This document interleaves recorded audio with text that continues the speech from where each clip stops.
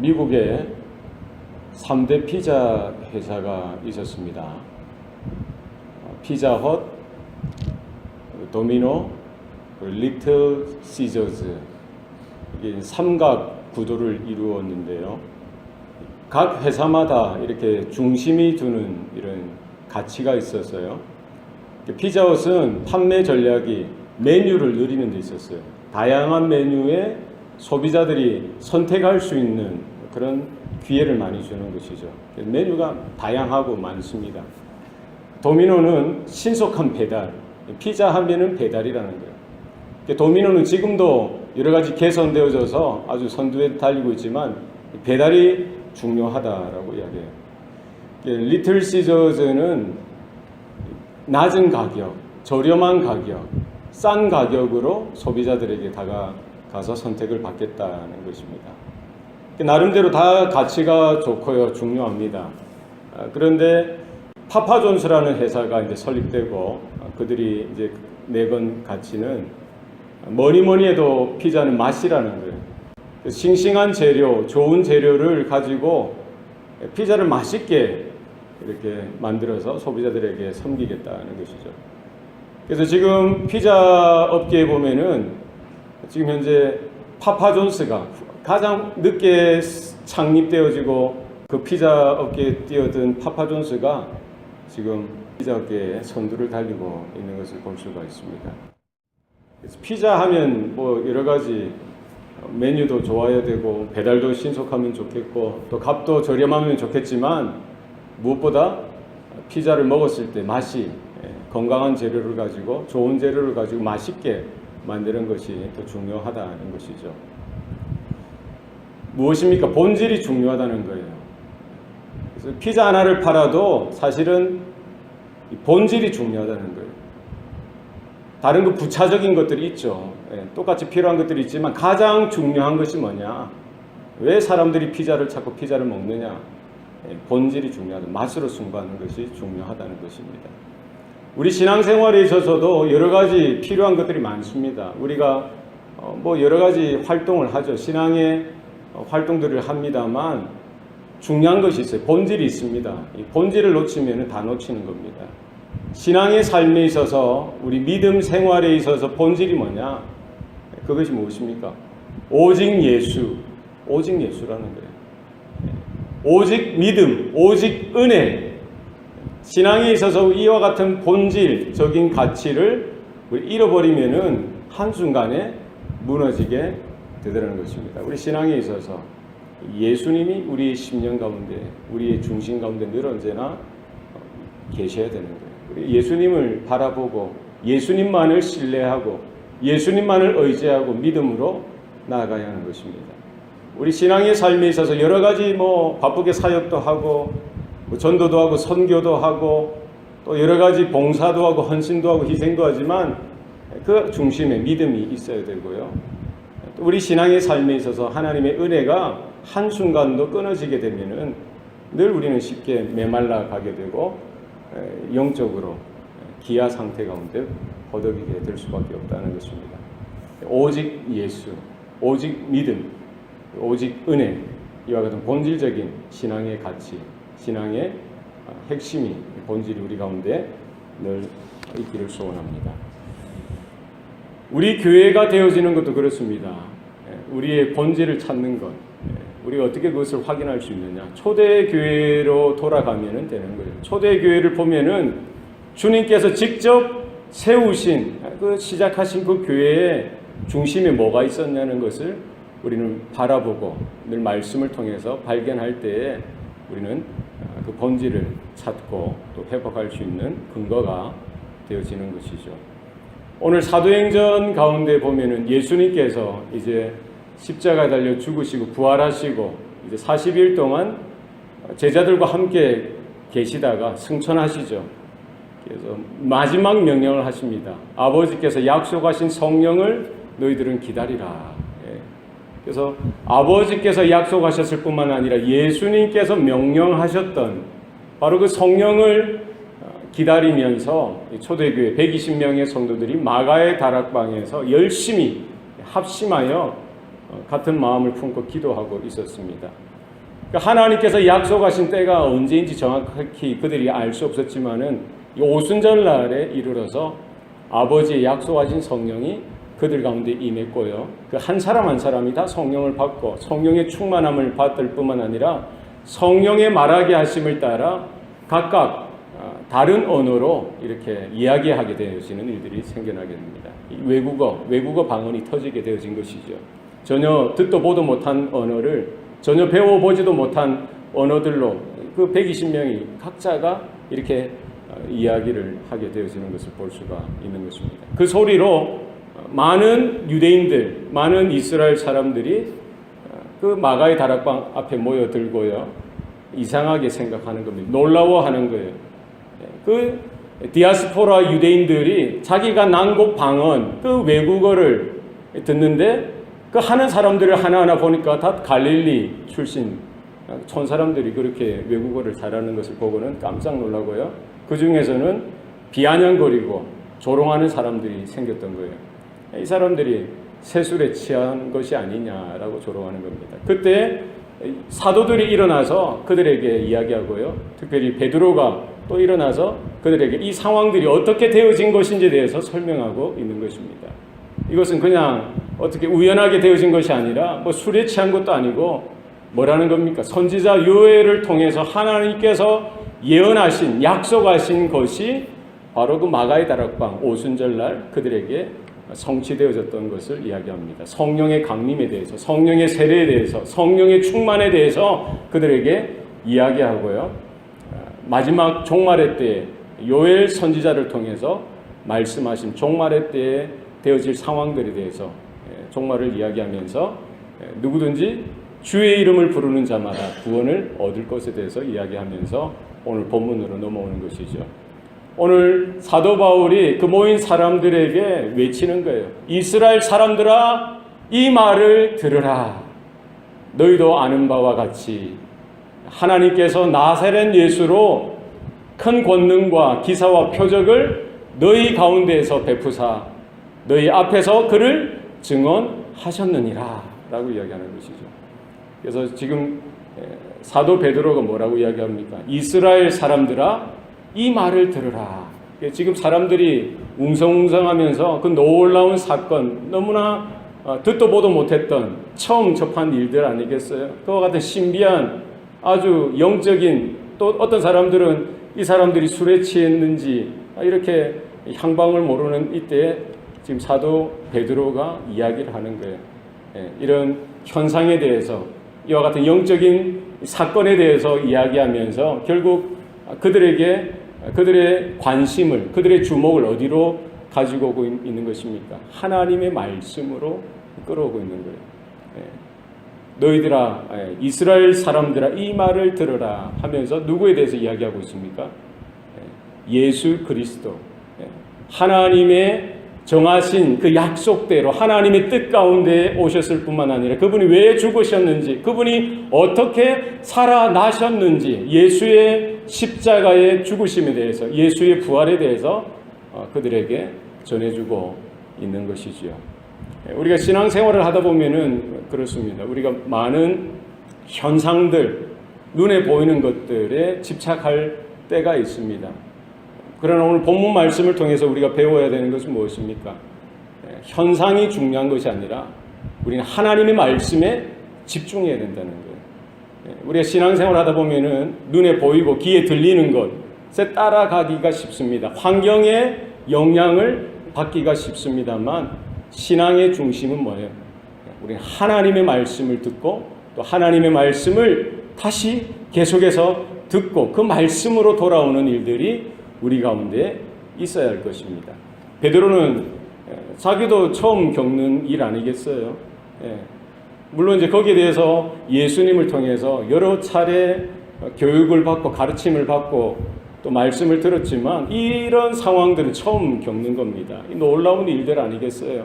그 120명의 사람이 일시에 일어나서 자기들끼리 막 기도하는 중에 외국어가 터져 나오고요. 이런 또 급하고 강한 바람 같은 소리가 그들 가운데 가득 임하고 불의 혀가 갈라지는 것 같은 이 성령의 놀라운 능력이, 권능이 그 한 사람 한 사람 가운데 임할 때에 얼마나 카타르시스가 영적인 이런 환희와 기쁨이 감격이 넘쳐났겠습니까? 예. 이런 현상들 가운데 베드로가 그 현상, 그 신비한 그런 일들에 자신의 마음이 빼앗기는 것이 아니라 또 사람들은 비록 그런 황홀경 가운데 그런 현상 가운데 여러 가지 그런 관심이나 생각들이 빼앗기지 않았겠습니까? 그런 상황 속에서 베드로는 뭐예요? 중심을 잡는 거예요. 그런 현상 자체가 아니라 왜 이러한 사건이 일어났고 성령이 어떻게 해서 이 가운데 부어졌으며 성령의 은혜가 무엇이고 왜 이와 같은 현상이 일어났는지에 대해서 말씀을 통해서 이야기하고 결국 어디로 끌고 오는 겁니까? 예수님에 대해서 소개하고 나타나고 있는 거예요. 그래서 그 신비한 영적인 경험을 가지고 자기가 뭐 우쭐댄다든지 자기 자신이 드러난다든지 내가 이 정도로 대단한 사람이야, 영적으로 내가 이 정도로 신령한 사람이야, 이것을 증명하는 데 있는 것이 아니라 그것은 다 벗어버리고 그와 같은 영적인 현상들과 신비한 체험을 통해서 하나님이 주신 특별한 경험과 놀라운 기적과 같은 일들을 통해서 결국 사도 베드로는 누구를 증거하는 거예요? 하나님의 언약, 하나님의 말씀, 예수 그리스도에 대해서 증거하고 나타내고 있다는 사실을 여러분 기억하시길 바랍니다. 우리가 신앙생활 하다 보면 하나님께서 여러 가지 은혜를 주실 때가 있습니다. 우리가 이것을 간증하다 보면은 결국 누구 자랑을 하게 됩니까?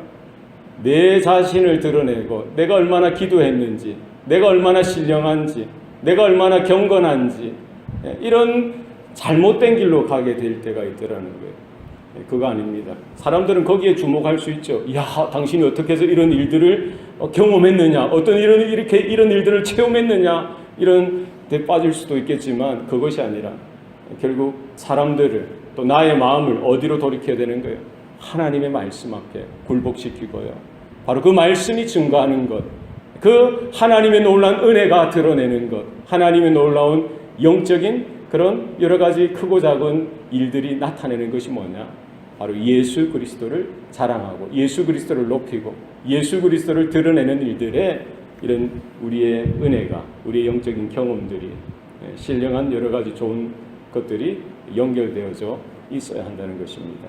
나의 나됨이 아니라 내 안에, 나의 삶 가운데 역사하신 예수 그리스도를 나타내고 증거할 수 있는 저와 여러분 되시기를 바랍니다.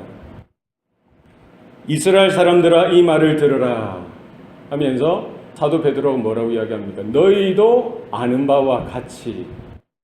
지금 베드로가 예수님에 대해서 오늘 본문 22절 예수님의 생애를 한 구절로 이렇게 요약해서 설명하고 있어요. 이것은 이제 누가가 이렇게 기록한 것이죠. 물론 더 자세하게 세세하게 여기에 대해서 이야기했을 수도 있겠죠. 어쨌든 예수님의 생애를 한 구절로 이야기하고 있는 겁니다. 거기에 수많은 유대인들, 이스라엘 사람들이 이미 그 지역에 살고 있었죠. 예루살렘뿐만 아니라 온 유대, 또 북쪽 갈릴리뿐만 아니라 여러 흩어졌던 유대인들이 왔던 거예요. 그러니까 예수님께서 3년의 공생애를 하시면서 가버나움 중심에서, 갈릴리 중심에서 사역하셨지만 때로는 사마리아로, 때로는 예루살렘을 방문하시면서 이런 크고 작은 일들을, 또 사역들을, 기적들을 이루셨던 것을 그들이 아마 이 사람들 중에 예수님을 직접 배운 분도 있었을 것이고요. 예수님이 행하셨던 그런 일들을 직접 보았던 사람도 있었을 것이고, 예수님이 설교하셨을 때 아마 그 자리에 있었던 사람도 있었을 것이라고요.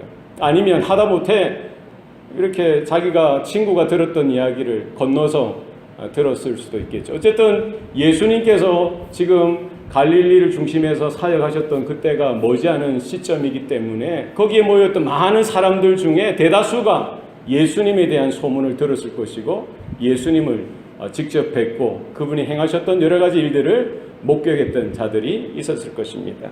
그렇기 때문에 지금 베드로가 다른 말을 하는 것이 아니라 그들에게 그들의 기억을 상기하는 거예요. 너희들이 보았지 않느냐? 너희들이 지금 알고 있지 않느냐? 너희들이 직접 보거나 혹은 전에서 들어보지 않았느냐? 그래서 너희들이 아는 바와 같이 예수님께서 어떤 삶을 살아셨는지 너희들이 기억해 보라라고 이야기하고 있는 것이죠. 뭐라고 이야기합니까? 하나님께서 나사렛 예수로 큰 권능과 기사와 표적을 어디서 베풀었다는 거예요? 너희 가운데서 베푸사. 그리고 어떻게 증언하셨다는 거예요? 어디서 증언하셨다는 거예요? 너희 앞에서 증언하셨느니라. 그러니까 예수님이 이 땅에 오셨죠. 예수님이 행하셨던 이런 큰 권능과 기사와 표적을 하나님의 능력으로 그가 행하셨고 또 그가 드러내셨는데 어디서 하셨어요? 은밀하게 소수만 이런 모아놓고 한 것이 아니라 대중을 향해서 누구든지 원하는 사람은 그 자리에 찾아올 수가 있는 것이죠. 그들 가운데서 이와 같은 놀라운 일들을 베풀어 주셨고 또 그들 앞에서 하나님께서 예수가 누구이신지를 나타내 보여주셨다는 사실입니다. 그래서 여기 보면은 그 큰 권능, 그리고 기사, 이 표적이 나오죠. 이게 뭡니까? 큰 권능. 누구의 권능을 이야기하는 걸까요? 누구의 권능이죠? 하나님의 권능이죠. 하나님께서 나사렛 예수로 말미암아 나사렛 예수를 통해서 하나님의 큰 권능을 나타내 보여주셨고요. 그리고 기사와 표적을 그 예수의 그 삶을 통해서 나타내 보여주셨다는 거예요. 그래서 그 권능이 뭡니까? 하나님의 권세와 하나님의 능력이 바로 나사렛 예수. 나사렛 예수는 나사렛 출신의 예수란 말이죠. 비록 예수님께서 베들레헴에서 태어나셨지만 어린 시절 그 육신의 아버지 요셉과 마리아가 거했던 나사렛에서 이렇게 자라났기 때문에 나사렛 출신 예수라는 것이죠. 그래서 나사렛 예수로 이런 일들이 나타나게 되었던 것을 볼 수가 있습니다. 이 큰 권능, 하나님의 권능이 사실은 예수로 인하여 나타났는데요. 이게 언제부터 나타났어요? 사실은 예수님이 이 땅에 태어나신 것 자체가 하나님의 권능이 드러난 것이죠. 말씀이 육신이 되사 이 세상 가운데 임하셨던 거예요.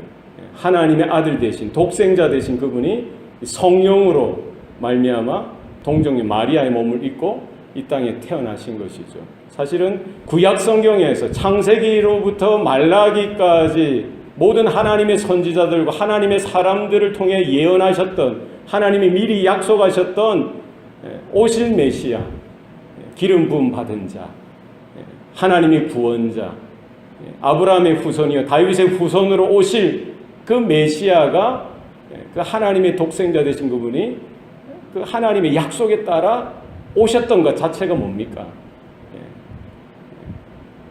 하늘의 영광이 이 땅에 임했던 것입니다. 하나님의 권능이 사실은 예수님의 성육신 사건에서부터 나타나고 드러났던 것입니다. 30년 동안 아주 절제되어진 삶을 살아하셨던 거예요. 그 안에 얼마나 신성이 풍성하게 임하셨겠어요. 사람들이 볼 때는 확인할 수 없죠. 바라볼 수 없지만 하나님의 신성이 예수 안에 깐난하기 때부터 그죠? 그 뱃속에서부터 성령의 충만함이 있어서요 요동치는 거예요. 그리고 태어나서 30년 동안 그 사적인 삶을 사셨고요.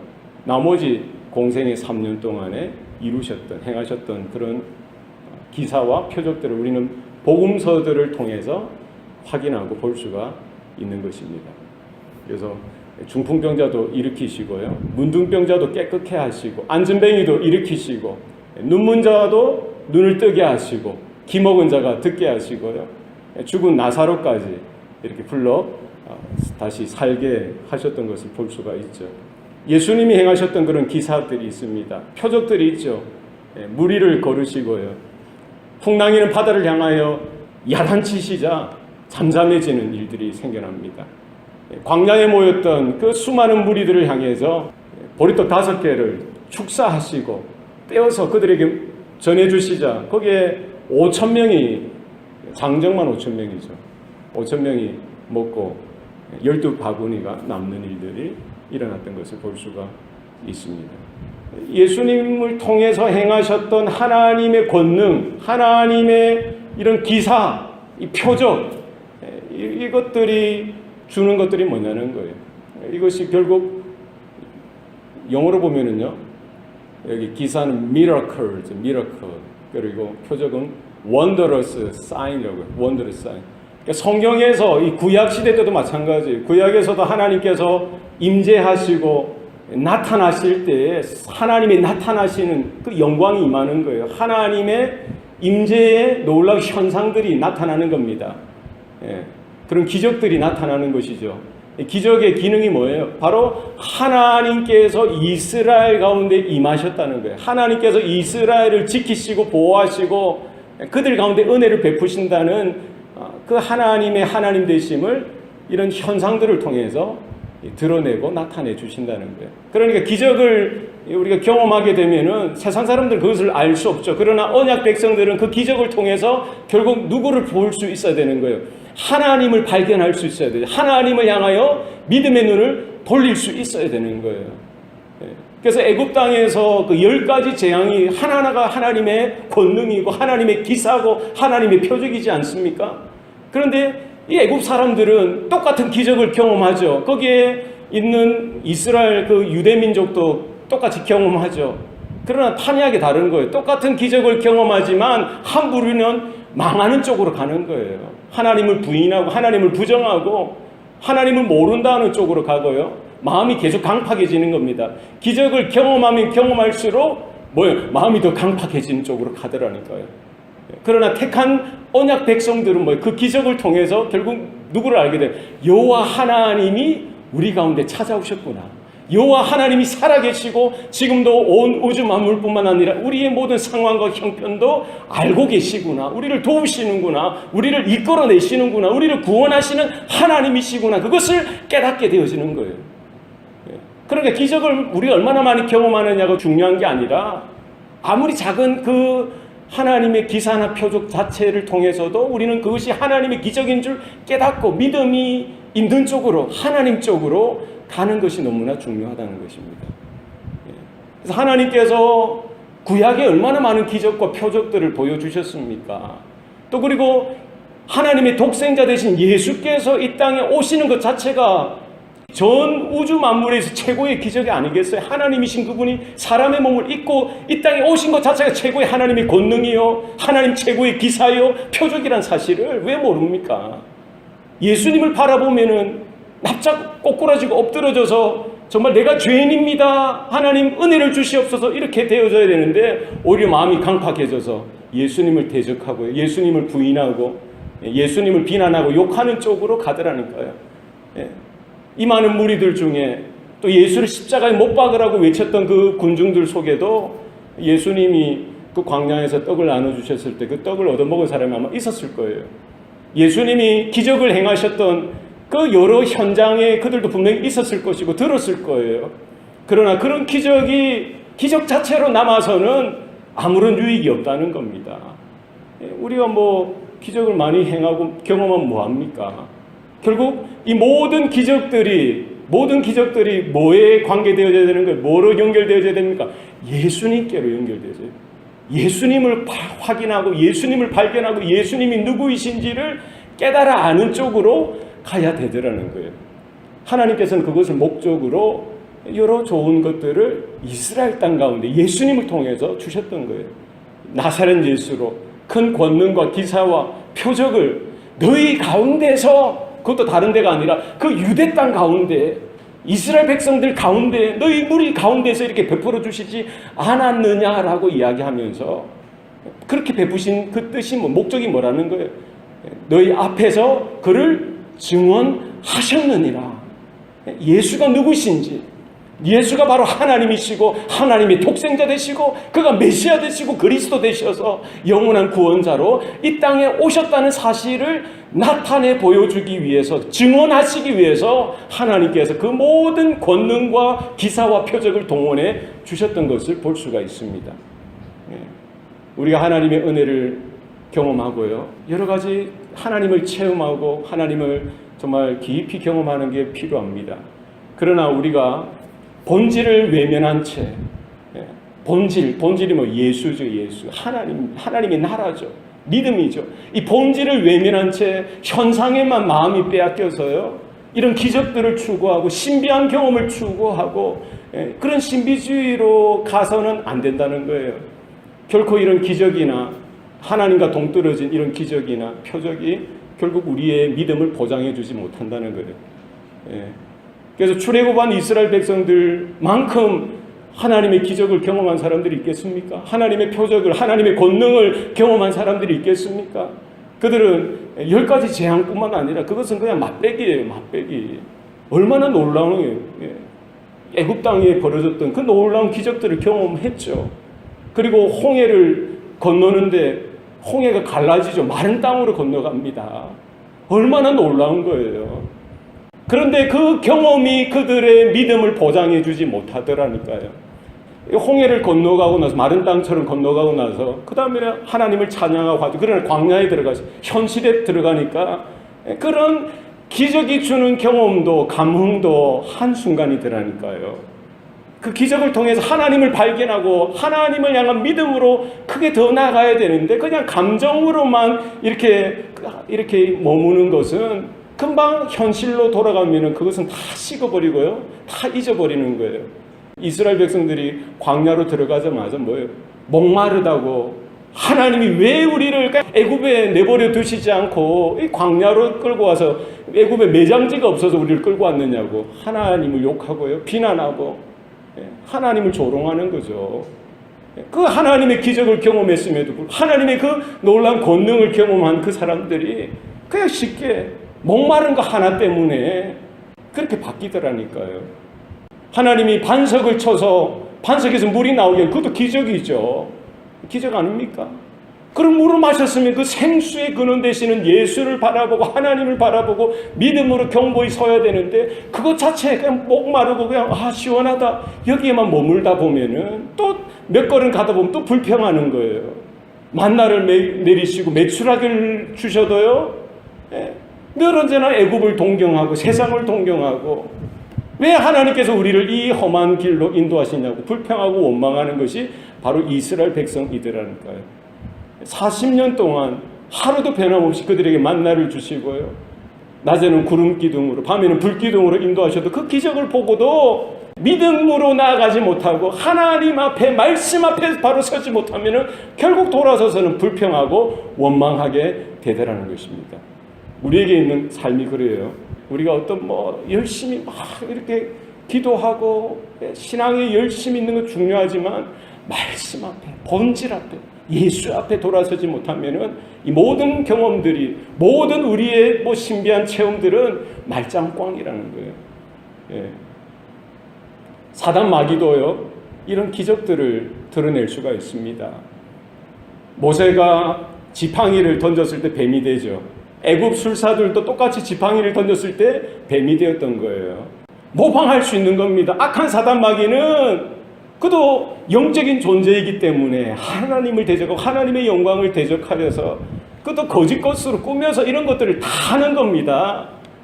우리나라 그 토속신앙, 민속신앙 무당들도 뭘 타요?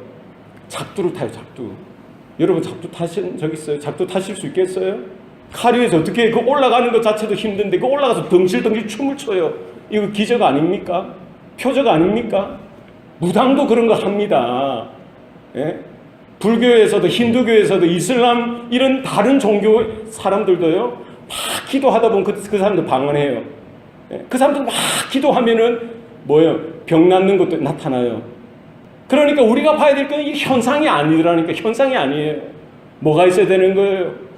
하나님이 우리가 기도하다 보면은 여러 가지 좋은 것도 주시죠. 신비한 경험도 주실 수 있습니다. 그러나 그것으로 머물면은 위험할 수가 있다는 거예요. 그게 다가 아니라는 거예요. 어디로 가야 되는 거예요? 이스라엘 사람들아 이 말을 들으라. 나사렛 예수를 향하여 우리의 신비한 경험이나 우리의 은혜가 연결되어져 있지 않으면 말짱꽝이라는 거예요. 우리에게 하나님이 은혜 주셨습니까? 하나님께서 우리에게 여러 가지 권능과 기사와 표적으로 함께 주셨습니까? 그것을 통해서 우리가 바라봐야 될 게 뭡니까? 바로 예수를 바라봐. 예수를 증언해야 되는 거예요. 예수를 드러내는 삶이 되어져야 되는 거예요. 내가 얼마나 많은 경험이 있느냐. 그것이 중요한 것이 아니라 오직 예수, 오직 믿음, 오직 은혜로 돌아서는 저와 여러분의 삶이 되시기를 바랍니다. 베드로가 이어서 그 예수님의 생애에 대해서 언급하고 나서요, 뭐에 대해서 이야기합니까? 예수님의 십자가의 죽으심에 대해서 이야기하고 있죠. 23절, 그가 하나님께서 정하신 뜻과 미리 하신 대로 내준 바 되었거늘 너희가 법 없는 자들의 손을 빌려 못 박아 죽였으나. 베드로는 이제 그 많은 무리들을 향하여 그들이 본 신비한 경험이나 이적들, 표적들 그 자체에만 머무는 것이 아니라, 그 현상에만 머무는 것이 아니라 하나님의 말씀으로 끌고 오는 겁니다. 예수께로 끌고 오는 거예요. 예수의 삶을 상기시키면서 다시 그들의 기억을 돌이키게 해서 바로 예수를 통해서 아버지께서 행하신 그 권능과 표적과 기사가 뭔지, 어떤 의미인지, 바로 예수가 누구인지를 발견하지 않으면 안 된다는 거예요. 바로 예수가 하나님 되시고 하나님의 독생자 되시고 메시아 되심을 다시 한 번 더 확인하고요, 그분이 십자가에서 이렇게 힘없이 맥없이 비참하게 수치스럽게 창피스럽게 이렇게 죽어갔던 것, 십자가에 못 박혔던 것도 우연이 아니라는 거예요. 어쩌다가 일어난 일들이 아니더라는 거예요. 이 모든 것들이 하나님이 정하신 뜻과 미리 아신 대로 되어진 일들이다라고 이야기하고 있는 겁니다. 예수님이 이 땅에 오신 것부터 해서 예수님이 33년의 생애를 사셨고요, 마지막에 이렇게 비참한 이런 죽음, 저주의 십자가에 매달려 죽으실 수밖에 없었던 그 일들이 그냥 어떻게 하다 보니까, 어떻게 살아가다 보니까 이렇게 되어진 것이 아니라 하나님의 영원하신 작정하심 가운데, 하나님의 영원하신 예정과 또 섭리 가운데, 하나님의 경륜 가운데, 하나님의 뜻 가운데 이 모든 것들이 들어있더라는 거예요. 그래서 구약의 창세기부터 말라기까지 모든 구약의 예언대로 예수님께서 오셨고, 예수님이 그 짧은 생애를 살아가셨고요, 또 예수님을 통해서 하나님의 나라가 구원의 길과 진리와 생명으로 드러내 주셨을 뿐만 아니라 바로 그 죽으심이 결코 우연이 아니라 하나님의 영원하신 뜻 가운데에 되어졌던 것을 볼 수가 있습니다.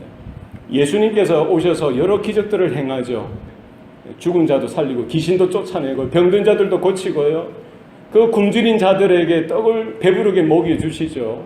보리떡 5개면 충분했던 거예요.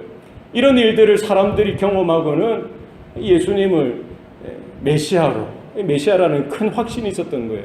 그들이 생각했던 메시아는 정치적인 메시아, 군사적인 메시아죠. 그래서 로마 정권을 몰아내고 이스라엘을 정치적으로 군사적으로 독립시켜서 다윗의 시대의 그 영광을 회복하자는 거예요. 이런 정치적이고 군사적인 메시아로 예수님을 추앙하고 이렇게 세우려고 했는데 예수님은 그 길로 가십니까? 그 길로 안 가시죠. 왜요? 하나님이 정하신 뜻을 아셨고요, 하나님이 미리 아신 대로 하나님의 예정과 하나님의 놀라우신 그 경륜을 따라 순종하여 높은 자리가 아니라 낮은 자리로, 넓은 문을 통과하는 것이 아니라 좁은 문을 통해서 좁은 길로 걸어가신 예수님이셨던 것을 볼 수가 있는 거예요. 이렇게 사람들에게 붙들려서요, 고난을 당하시고 뺨을 맞고 수치를 당하시고 조롱을 받으시고 끝까지 참으시고 인내하시는 거예요. 그 전에 겟세마네 동산에서도 기도하시죠. 아버지여, 가능하시면 이 잔을 내게서 지나가게 하옵소서. 그러나 내 원대로 마옵시고 아버지의 뜻대로, 아버지의 원대로 되어지기를 원하나이다. 그러니까 아버지 정하신 뜻이 있다는 것을 예수님은 누구보다도 더 잘 알고 계셨고요, 그 길로 가시는 거예요. 그 길로 가시는 겁니다. 예수님이 죽으셨던 것이 바로 하나님 아버지의 뜻을 따라 죽기까지 복종하신 예수님의 그 순종과 복종의 모습이었던 것을 우리는 말씀을 통해서, 예수님의 생애를 통해서 알 수가 있는 것이죠. 그럼 우리가 좀 처음에 신앙생활할 때 이런 생각을 했었어요. 왜 예수님이라며, 왜 예수님이 이렇게 십자가에서 죽으셔야만 했느냐, 우리를 구원하시기 위해서 다른 방법도 있지 않았느냐라고 생각할 수 있죠. 그죠? 그냥 이런 죄들을 이 사람들을 향해서 다 탕감받고 죄는 사라질지어다 한번 외쳐주시면은 그렇게 하시면 되는데 왜 그 쉬운 방법을 안 하시고 주님은 이런 어려운 고난의 길을 선택하실 수밖에 없으셨는지. 그죠? 그것은 하나님의 공의 때문이죠. 하나님의 공의. 그래서 모든 사람이 죄를 범하였음에 하나님의 영광에 이르지 못한다라고 했어요. 죄의 싹은 사망입니다. 죄로 인해서 죽을 수밖에 없어요. 죄를 가진 자는 반드시 죄값으로 인하여 죽을 수밖에 없습니다. 어떻게 하면 이렇게 죄의 문제를 해결할 수 있느냐? 그죠? 성경에 피 흘림이 없이는 죄사함이 없다라고 하죠. 그래서 하나님께서 첫사람 그 아담 하와에게 그들이 죄로 인하여 수치스럽고 부끄러워하여 풀숲에 숨었을 때에도 그들에게 가죽옷을 해서 입히는 거예요. 가죽옷을 해서 입혔다는 건 뭐예요? 누군가가 어떤 존재의 짐승이겠죠. 대신 죽어주는 거예요. 죽어서 그 희생으로 그 가죽으로 옷을 입히는 거예요. 구약에 있는 모든 제사의 원리가 그렇습니다. 대속의 원리예요. 그러니까 큰 죄든 작은 죄든 죄를 가지고 있으면 죽을 수밖에 없었던 거예요. 그러나 하나님께 나아가고 하나님의 은혜를 회복하기 위해서는 그 죄의 문제를 해결해야 되는데 어떻게 합니까? 소든지 양이든지 염소든지 하다못해 비둘기라도 잡아서 피를 뿌려야 되는 거예요. 그 피를 흘림이 없이는 죄사함이 없고요. 그 죄의 삭스로 누군가는 죽어야 되기 때문에 대속의 원리, 그 재물을 잡아서 우리의 죄사함의 은혜를 경험하게 되어지는 것이죠. 예수님께서 이 땅에 오실 때에 구약의 모든 제사와 제물의 본체이신 예수께서 오신 것이죠. 하나님의 어린 양으로 세상 죄를 지고 가는 하나님의 어린 양으로 이 땅에 오셨고요. 유월절 어린 양으로서 십자가에서 단번에 영원한 속죄 제물로 드려지게 되어진 것이고요. 그 십자가에서 뿌려진 피로 인하여 과거와 현재와 미래의 모든 인류의 죄를 대속하시는 그런 길이 되어 주셨던 것을 우리는 말씀을 통해서 확인할 수가 있는 것이죠. 그래서 예수님께서 십자가에 죽으실 수밖에 없었던 것은 하나님의 영원하신 뜻 가운데 하나님의 영원한 구원의 섭리 가운데 경륜 가운데 되어졌다는 사실을 우리는 발견할 수가 있습니다. 그럼에도 불구하고 오늘 본문에 보면은 사도 베드로는 그 유대인들의 그 죄악상을 지적하는 것입니다. 오늘 본문 23절에 너희가 법 없는 자들의 손을 빌려 못 박아 죽였다라고 이야기하죠. 그래서 지금 유대인들이 대제사장들이나 뭐 서기관들, 바리새인들, 사두개파 사람들 다 이렇게 하나가 되어서 예수 메시아 되신 그분을 대적하기 위해서 그들이 하나가 되어졌고요. 정말 그 예수 나사렛 청년 예수가 메시아라면은 그들은 생각하기에 자신들의 종교적인 정치적인 기득권을 한순간에 잃어버릴 것에 대한 그런 두려움이나 걱정이 있었던 것입니다. 그래서 나사렛 예수 그를 모함하고요. 거짓 증거를 꾸며서 그를 고소하게 되어지고 결국 로마 정부까지 빌라도 법정에까지 빌라도까지 겁박하고 위협하고 해서 그를 십자가에 못 박지 않으면 가이사의 충신이 아닙니다 하면서 그 군중들이 일어나고요. 그런 상황들을 통해서 여기 법 없는 자들은 바로 로마 사람들, 빌라도를 비롯해서 로마 군사들, 군정들을 이야기하고 있죠. 그들의 손을 빌어서 예수를 십자가에 못 박았다라고 이야기하죠. 결국 로마 병사들이 예수를 십자가에 못 박았지만 결국 그 뒤에 숨었던 그들을 이렇게 동원했던 그 배후가 누구라는 거예요? 바로 너희 유대인들이 아니냐. 결국 하나님의 아들이 이 땅에 오셨고 하나님의 아들이 이 세상 하나님의 그 집으로 하나님의 세상이죠. 하나님의 기조세계로 오셨는데 그를 거부하고 오늘 십자가에 못 박았던 자들이 결국 보이기에는 법 없는 자들, 로마 병사들이지만 그들을 동원했던 너희들이 아니냐라고 그들의 마음, 그들의 양심을 찔러내는 것이죠. 그래서 오늘 신학자들이 이 본문을 보고 이렇게 이야기합니다. 결국 예수를 십자가에 못 박았던 자들은 로마 병사들만이 아니라 그 배후에 있는 유대인들, 대제사장들과 종교 지도자들과 그 시대에 살았던 모든 유대인들뿐만 아니라 바로 저와 여러분을 포함한 오고 오는 모든 세대 인생들이라는 거예요.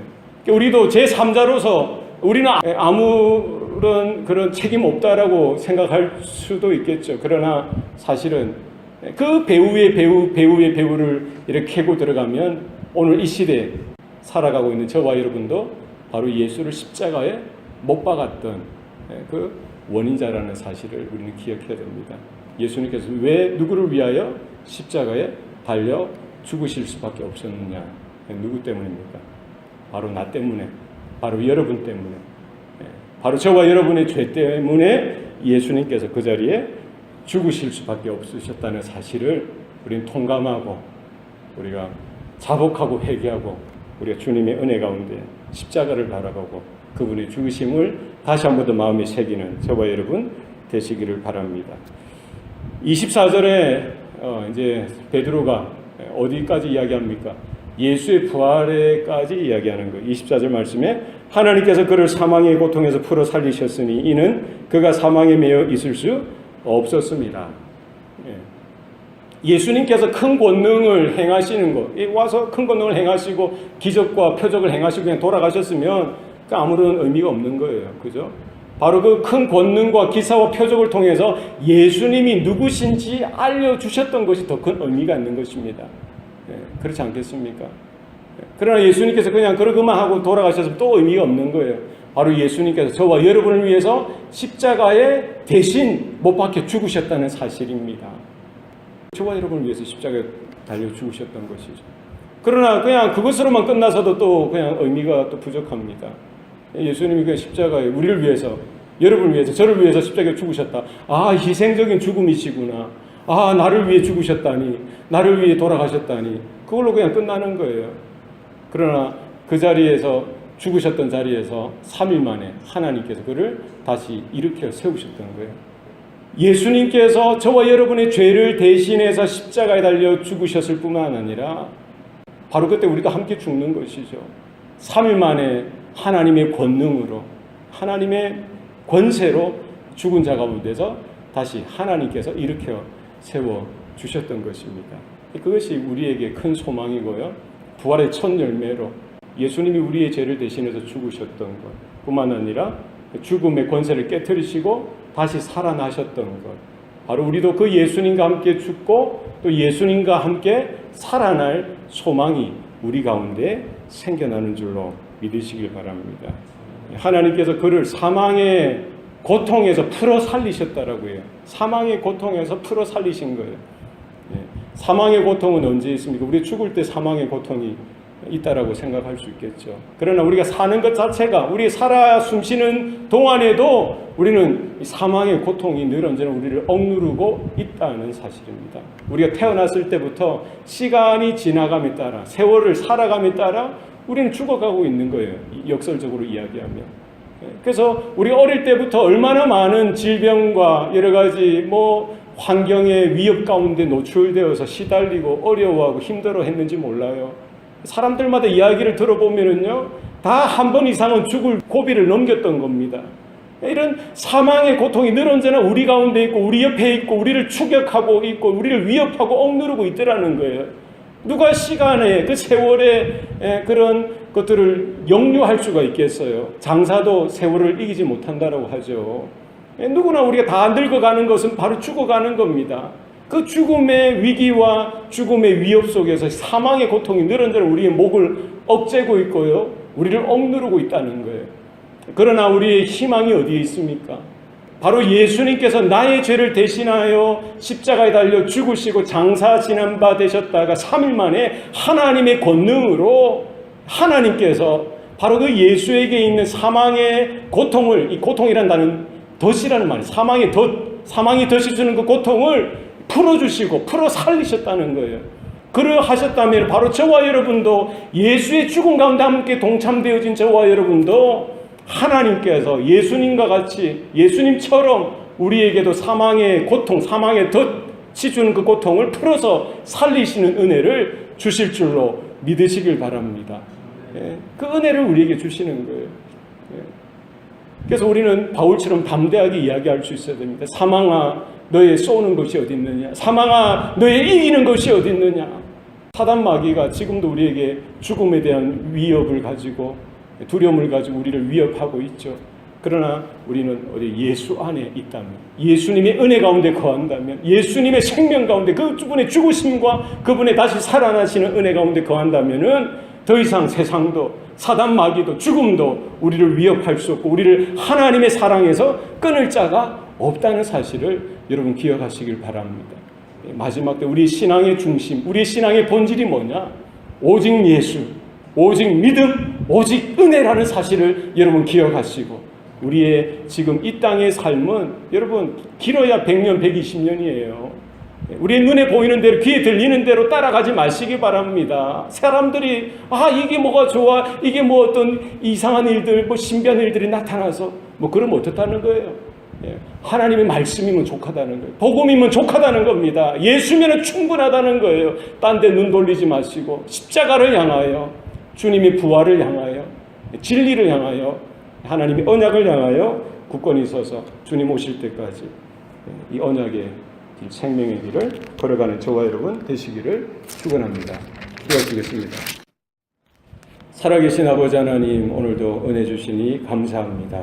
사랑하는 주의 자녀들, 성도들 가운데 하나님 십자가의 진리가 살아나게 하시고 예수 생명, 하나님의 나라를 소망하며 바라보는 우리 남은 생애가 되게 하여 주시옵소서. 믿음이 살아 역사하게 하시고 우리 가운데, 가정과 교회 가운데 열매 맺는 신앙 되게 하여 주옵소서. 눈에 보이는 현상들이나 어떤 신비한 기적에 매료되어서 그곳에 따라가는 인생이 아니라 복음 가운데, 말씀 가운데, 진리 가운데, 믿음 가운데 하나님의 은혜와 오직 예수 이 생명 가운데 바로 서는 주의 성도들 되게 하여 주시옵소서.